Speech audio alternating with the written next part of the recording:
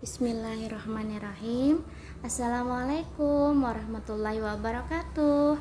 Selamat pagi anak-anak kesayangan dan kebanggaan ibu. Alhamdulillahirrabbilalamin. Assalatu wassalamu ala asrafil anbiya'i wal mursalin Sayyidina wa maulana Muhammadin wa ala alihi wa sahbihi azma'in, amma ba'du. Puji dan syukur selalu kita panjatkan kepada Allah Subhanahu wa Ta'ala, karena berkat izin Allah lah ibu dapat menyelesaikan video pembelajaran ini. Salawat serta salam selalu kita curahkan kepada junjungan kita, Nabi yang paling kita cintai, Nabi akhir zaman, yaitu Nabi Muhammad Sallallahu Alaihi Wasallam, beserta keluarga, sahabat, kerabat, dan pengikut-pengikut beliau hingga akhir zaman. Sebelum memulai pembelajaran, yuk kita sama-sama ya sayang membaca doa belajar. Mudah-mudahan berkat kita membaca doa belajar, Allah memberkahi dan meridhoi pembelajaran kita pada hari ini. Baca yuk sama-sama sayang. A'udzubillahi minasyaitonirrajim. Bismillahirrahmanirrahim. Raditu billahi rabba wa bil islami dina wa bil muhammadin nabiyya wa rasulah. Rabbi zidni ilman warzuqni fahman birahmatika ya arhamar rahimin. Amin amin. Allah ya rabbal alamin. Terima kasih banyak ibu ucapkan untuk anak-anak kesayangan dan kebanggaan ibu yang sudah menyelesaikan pembelajaran mengenal Allah Subhanahu wa Ta'ala melalui Asmaul Husna Al-Muhyi dengan sangat baik. Hari ini kita akan memasuki materi selanjutnya ya sayang, yaitu mengenal Allah Subhanahu wa Ta'ala melalui Asmaul Husna Al-Mumit dan Al-Ba'is. Yang pertama, mengenal Allah Subhanahu wa Ta'ala melalui Asmaul Husna Al-Mumit. Allah Subhanahu wa Ta'ala bersifat Al-Mumit ya sayang. Artinya Allah Subhanahu wa Ta'ala Maha mematikan.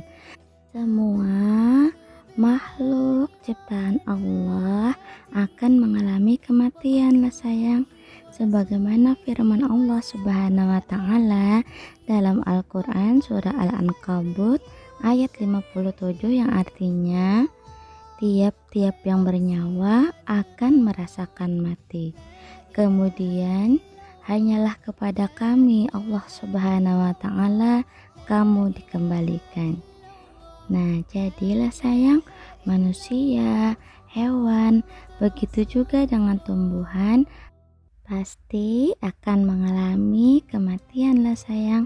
Tidak ada yang tahu sayang kapan datangnya kematian itu, karena itu adalah rahasia hanya milik Allah Subhanahu wa Ta'ala. Apabila telah datang ajal seseorang, maka tidak ada yang dapat menghalanginya, atau sebaliknya sayang. Apabila ajal kita belum datang, belum saatnya, maka tidak dapat dimajukan sedikit pun. Apabila malaikat Israel melaksanakan tugasnya untuk mencabut nyawa seseorang, maka tidak ada yang dapat lari darinya sayang. Dimanapun keberadaan makhluk hidup itu, kematian pasti mendapatinya. Sesuai dengan firman Allah Subhanahu wa Ta'ala yang artinya Dialah yang menghidupkan dan mematikan. Maka apabila dia menetapkan sesuatu urusan, dia hanya berkata kepadanya, jadilah, maka jadilah ia. Selanjutnya, bukti bahwa Allah Subhanahu wa Ta'ala bersifat Al-Mu'mit adalah Allah Subhanahu wa Ta'ala tidak pernah kesulitan sedikit pun untuk mematikan hambanya lah sayang. Allah Subhanahu wa Ta'ala memiliki banyak cara lah sayang untuk mengakhiri kehidupan makhluk di dunia ini lah sayang. Misalnya seperti terjadinya musibah dan bencana banjir yang menewaskan banyak korban jiwa, gempa dengan tsunami yang memporak-porandakan sebuah daerah bisa terjadi lah sayang. Longsor pun bisa terjadi yang dapat meluluh lantakan sebuah perkampungan, dan gunung meletus dengan debu yang mematikan serta lahar yang menghancurkan sarana kehidupan, serta sekian banyak alat dan cara yang bisa mengakhiri kehidupan makhluk di dunia inilah pintar. Tidak satupun makhluk yang bisa lari dari kematian. Semua akan berakhir sesuai dengan ajal yang telah ditentukan oleh Allah Subhanahu wa taala. Sebagai contoh, Allah Subhanahu wa taala akhiri kehidupan kaum Nabi Nuh alaihissalam, Nabi Soleh alaihissalam, dan Nabi Lut alaihissalam dengan sangat mudah dan dalam waktu yang sangat singkatlah sayang, hanya melalui azab dan musibah orang-orang yang kafir kepada Nabi Nuh alaihissalam telah binasa, dan Allah Subhanahu wa taala menyelamatkan orang-orang yang beriman. Proses kematian umat ketika itu yaitu melalui air bah lah sayang, air bah yang datang dari berbagai arah dan merendam orang-orang kafir hingga binasa. Seluruh kehendak dan ketetapan Allah Subhanahu wa taala yang terjadi pada kita itu semua bertujuan untuk kebaikan kita sayang, termasuk pula kematian. Kematian kita atau manusia bertujuan untuk kenikmatan manusia atau kita sendirilah sayang. Seandainya manusia atau kita hidup sampai hari kiamat, maka kita akan menjumpai kehidupan yang membosankan. Jasad kita semakin tua, banyak penyakit yang bersarang, sehingga akan menyiksa kita lah sayang. Bahkan bumi ini akan penuh sesak dengan manusia.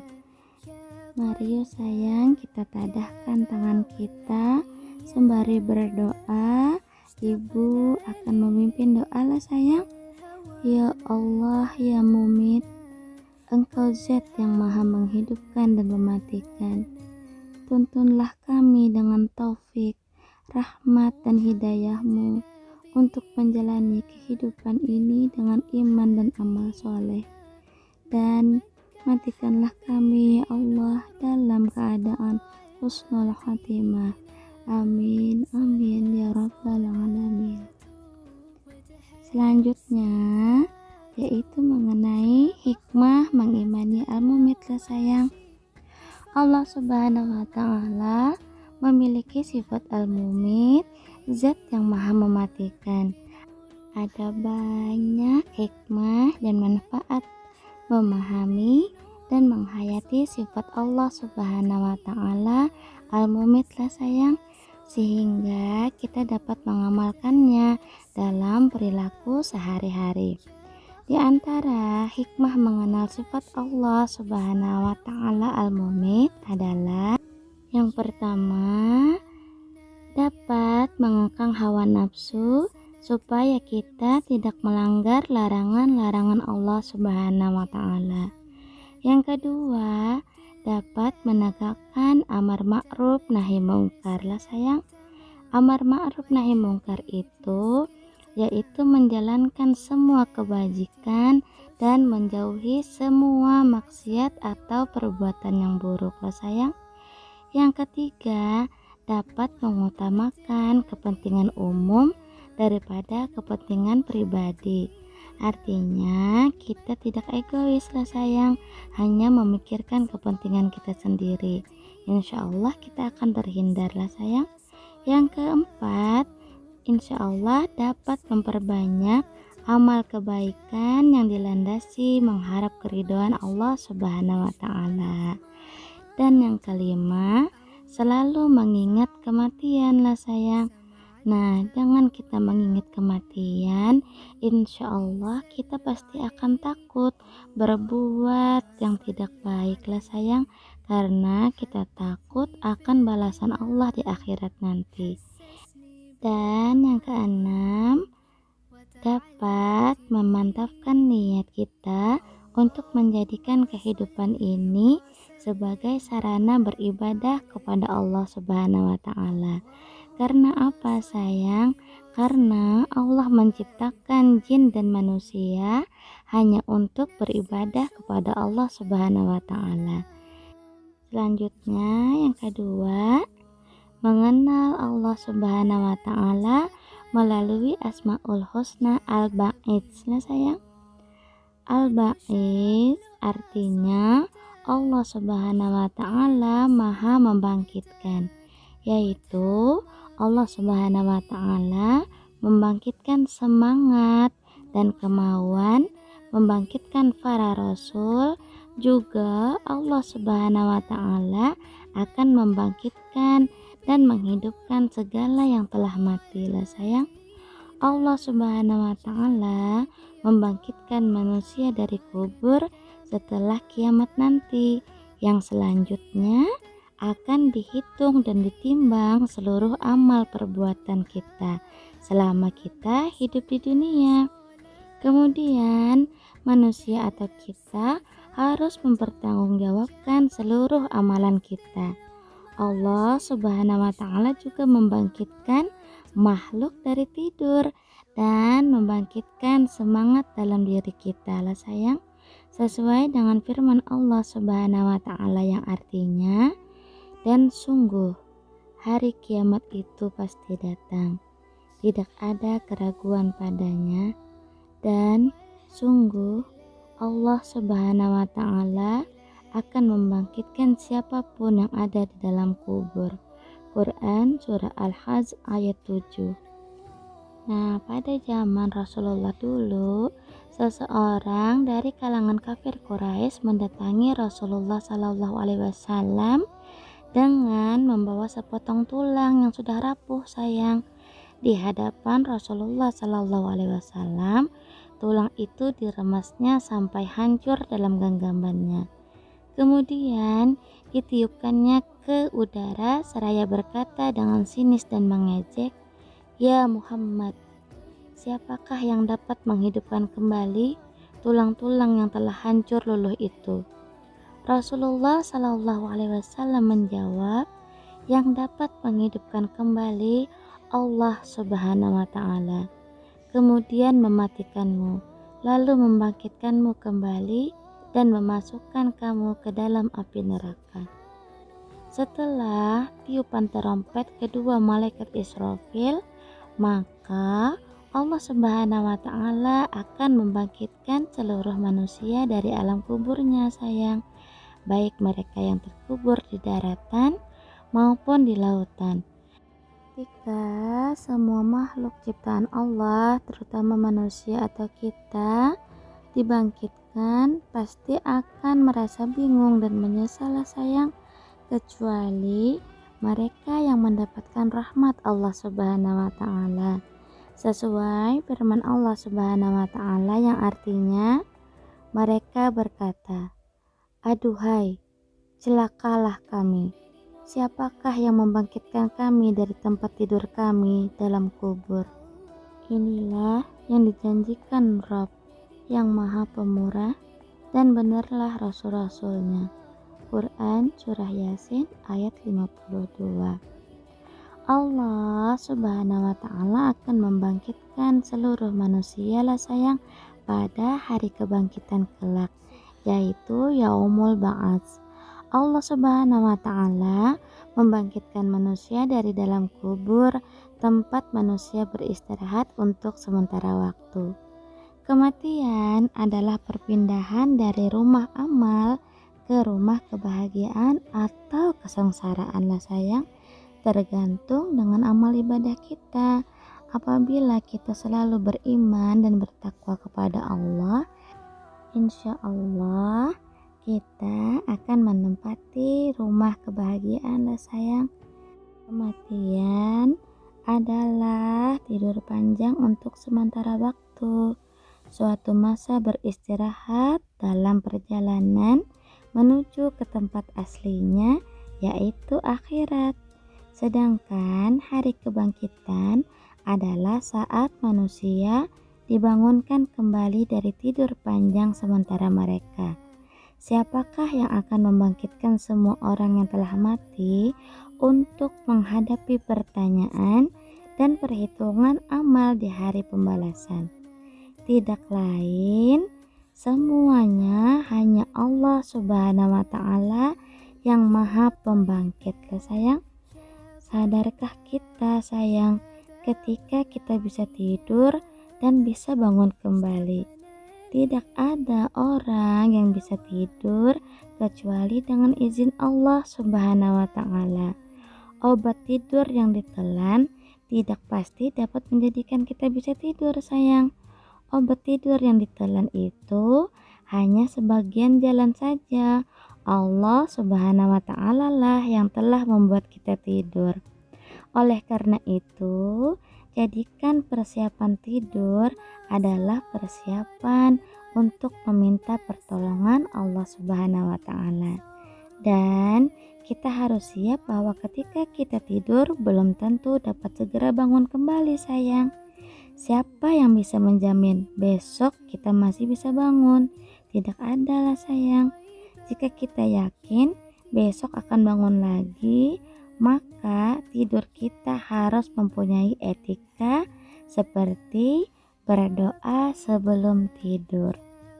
Nah sayang, jadi sebelum tidur kalian wajib membaca doa tidur dulu lah sayang, agar kita dilindungi oleh Allah Subhanahu wa Ta'ala dan tidur kita pun mendapat berkah dari Allah.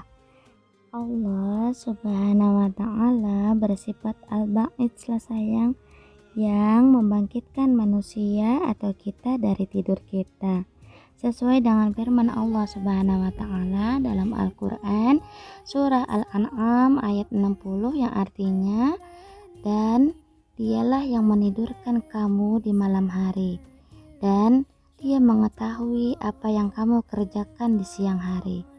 Kemudian Dia membangunkan kamu pada siang hari untuk disempurnakan umurmu yang telah ditentukan. Kemudian kepada Allah Subhanahu wa Ta'ala kamu kembali, lalu Dia memberitahukan kepadamu apa yang dahulu kamu kerjakan. Nah sayang, jadilah sayang, kita bisa tidur dan bangun kembali itu semua hanya karena atas kehendak Allah dan pertolongan Allah Subhanahu wa Ta'ala lah sayang. Sesuai sifatnya al-ba'id itu, Allah Subhanahu wa Ta'ala juga membangkitkan keyakinan diri bahwa Allah Subhanahu wa Ta'ala akan menolong kita dalam membangkitkan semangat kita lah sayang. Manusia memang makhluk yang lemah, tiada daya dan upaya. Namun dengan harapan kepada Allah Subhanahu wa Ta'ala akan pertolongan Allah, maka akan tumbuhlah dan bangkitlah semangat baru untuk berbuat dan menjadi yang lebih baik lagi lah sayang. Seorang hamba yang meneladani sifat Allah Subhanahu wa Ta'ala al-Ba'is harus selalu yakin dan sadar akan datangnya hari kebangkitan. Kesadaran atas keyakinan tersebut akan membangkitkan dalam diri kita semangat untuk memperbanyak bekal hari esok ya sayang. Bekal untuk kita menyambut hari yang kekal abadi, yaitu hari akhirat. Di hari itu, setiap orang akan mempertanggungjawabkan amal-amal solehnya sendiri lah sayang. Tidak ada dari kita, dari siapapun yang dapat lari lah sayang dari pertanggungjawaban atas perbuatan yang telah dilakukan selama hidup di dunia lah sayang. Tidak ada. Karena itu, yuk sayang, mari dari sekarang kita bertaubat kepada Allah Subhanahu wa Ta'ala. Mudah-mudahan Allah selalu menimpahkan rahmatnya kepada kita, taufik, hidayah dan inayah kepada kita lah sayang.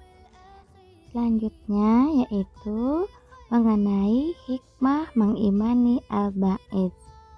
Setelah kita mengenal lebih dalam sifat Allah Subhanahu wa taala Al-Ba'id itu tadi, maka ada beberapa hikmah yang bisa kita teladani, di antaranya yaitu yang pertama, kita dapat menyadari bahwa orang yang hidup pasti akan mati lah sayang. Yang kedua, beramal sebaik-baiknya atau sebanyak-banyaknya. Yang ketiga, membangkitkan semangat hidup dan membantu orang lain menjadi lebih baik. Yang keempat, membangkitkan jiwa sehingga hidup dan akidah yang benar, ilmu yang luas, dan semangat juang yang membara. Yang kelima, insya Allah kalian dapat optimis dan tidak putus asa lah sayang.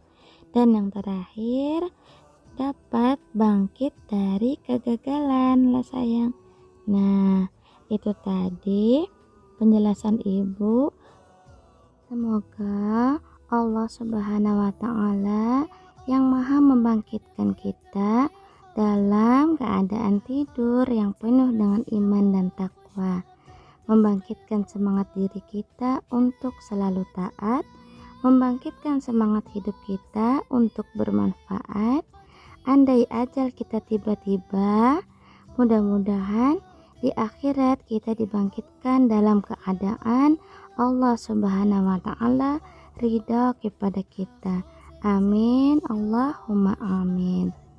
Yuk sayang, mulai dari sekarang berbanyak berdoa kepada Allah Subhanahu wa taala lah sayang, karena doa merupakan inti dari suatu ibadah. Doa yang kita panjatkan merupakan salah satu faktor yang dapat membuat diri kita lebih baik, lebih semangat dalam kehidupan, optimis kepada pertolongan Allah Subhanahu wa taala, dan berbaik sangka kepada Allah Subhanahu wa taala. Karena Allah Subhanahu wa taala telah berjanji, "Aku sesuai dengan prasangka hambaku." Untuk itu, kita harus pandai dalam memotivasi diri lah sayang, agar kehidupan kita menjadi lebih baik, bahkan kita bisa mengajak orang lain dalam keadaan baik juga sayang. Hal tersebut merupakan bentuk kita bisa memberi manfaat pada orang lain.